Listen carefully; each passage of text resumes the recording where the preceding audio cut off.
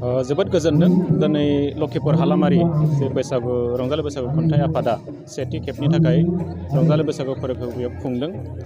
बेयो लखिपुर ओनसोलाव जोङो बर'फोरनि मोनसे बे जायगा आरो बेयाव जोङो नायदों जे बर'नि गासैखौबो लाखिनानै बिथांमोना दङ।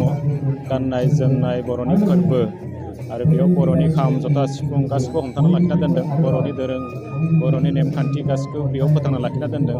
थामहिनबा बुंनो थाङोब्ला बर'नि गासैखौबो बिथांमोना लाखिना दोनदों। गावनि सिनायथि थामोनथा बे गासैखौबो बिथांमोना दोनदों आरो रैखाथिनि बेलायावबो बेयाव खौसेथिखौ जों बेयाव नुदों। बे गासैखौबो बाथ्राखौ बे बिथिंखौ जों बेयाव नुगासिनो दङ आरो दिनै बे गेवलां मेलाव आं बाहागो लाफैदों। आंनि हाबाफारियाव फुंनि गेवलां मोसानाय बादायलायनाय बेखौ बेखेवनायनिमोन बेखेवगिरि महरैबो आं बेयाव बाहागो लाफैदों। बाहागो लानानै जोबोद गोजोनदों।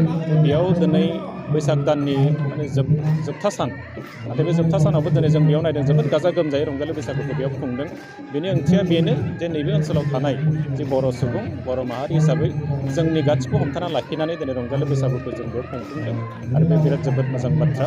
आरो आं दिनै बेयाव नुदों बे मोसानायफोरखौबो आं नायदों जोबोद बेयाव मोजां जादों आरो बेयाव गोबां इभेन्ट हयथ' बेयाव लादों बिथांमोना आरो फैगौ बोसोरफ्राव हयथ' गोबां इभेन्ट बेयाव लाबावगोन।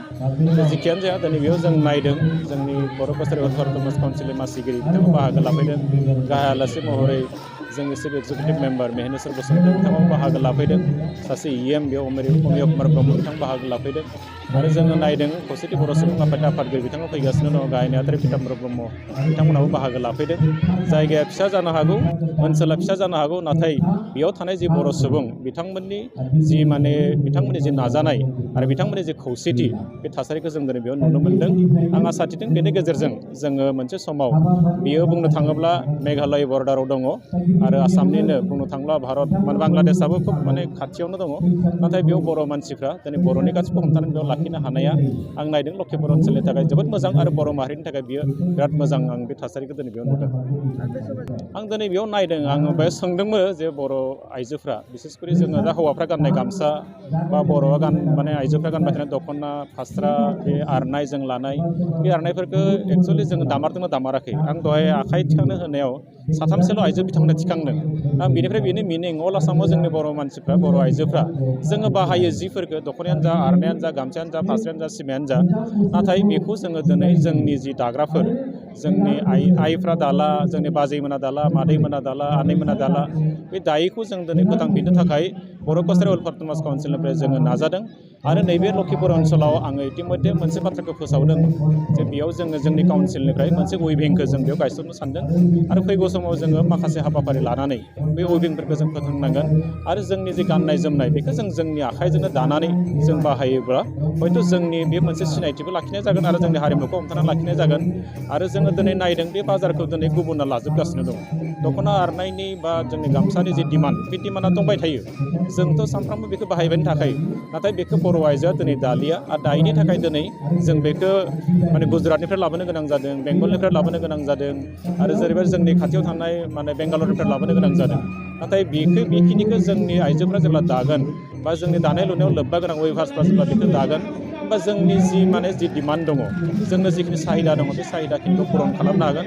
आदारवाइज जोंनि नैबे गासिबो जोंनि आगर महर मोनसे समाव बे जोबलांगोन आरो मालाय हारिया बेखौ गावनि खालामना लाहैजोबगोन। दा बेबादिनो गंगोनाखौ जों बर'नि होननानै मिथियोमोननो, नाथाय बे गंगनाया दिनै गुबुननियाव थांनानै गगना जाहैबाय। बेबादिनो जोंनि दख'ना आर'नाइ फास्रा बेबो मोनसे समाव जोंनि आगर महर थानाय नङा, गुबुना लाहैनानै बेखौ गावनि खालामना लाहैगोन। दा बेखायनो आङो जोंनि काउन्सिलनिफ्राय नैबे ओनसोलाव गंसे उइभिं गायसननानै जोंनि दानाय लुनायनि जि हुदा दङमोन बेखौ जागायफिननो थाखाय नाजादों। आरो फैगौ समाव जोंनि UG ब्रह्म बिथाङा आसामनि हेन्डलुम एन्ड टेक्सटाइल डिपार्टमेन्टनि बिथाङा मन्त्रि, केबिनेट मन्त्रि, बिथांजोंबो जोङो बाथ्राखौ सावरायगोन आरो सावरायनानै फैगौ समाव आसाम सरकारनिफ्राय जाहाथे बै डिपार्टमेन्टनिफ्राय जोङो नैबे ओनसोलाव जोंनि जे दानाय लुनायखौ हमथाना लाखिनो हानायनि थाखाय उइभिं माखासे सेन्टार खुलिनो थाखाय जोङो बे बाथ्राखौ जोंनि काउन्सिलनिफ्राय जों नारसिनगोन आरो आं आसा थिदों बियो जाहैगोन बे मोनसे थासारि। देनाय खाम सिफुं जथा सेरजा दामनाय आरो मोसानाय बायदिसिना मोसानाय बागुरुम्बा मोसानाय जा बैसागो सिख्ला मोसानायानो जा गुबुन गुबुन आयदाफोराव जाहाथे जोङो आखा फाखा खालामनो हायो जोंहा थांखि दं। आरो जोबोद मोजां बाथ्रा दिनै फैयै फैयै गवालपारा जिल्लानि नैबे लखिपुर ओनसोलनि रायजो राजाफ्रा जयैनो खौसेथि बर' सुबुं आफाद, दुलाराय बर' फरायसा आफाद आरो नांजाब गासैबो बर' माहारिफ्रा ज' जानानै नैबे बैसागो फोरबोखौ खुंदों, लोगोसे बिदाय फोरबोखौ खुंदों। जोबोद बाथ्रा जे बिनि गेजेरजोंनो जोंनि बे गवालपारा जिल्लानि गासैबो बर' सुबुं राव रोंनाय रोङि आरो माहारियारि जायफोर जोंनि गेजेराव सुबुंफोर दङ, गासैबो बिथांमोननि गेजेराव जोङो मोनसे खौरां दैथायनो हागोन जे बर'फ्रा असे गावनि राव हारिमुखौ थुनलाइखौ फोथांनो थाखाय साखाफारा जादों आरो दासिमबो सोलिगासिनो दं। आरो बेखौ लाखिफिननो थाखाय जोंनि बर' कसारि वेलफेयार अट'नमास काउन्सिलाबो गोसो होनानै खामानि मावदों। बेखौ जोङो मेसेज होदों।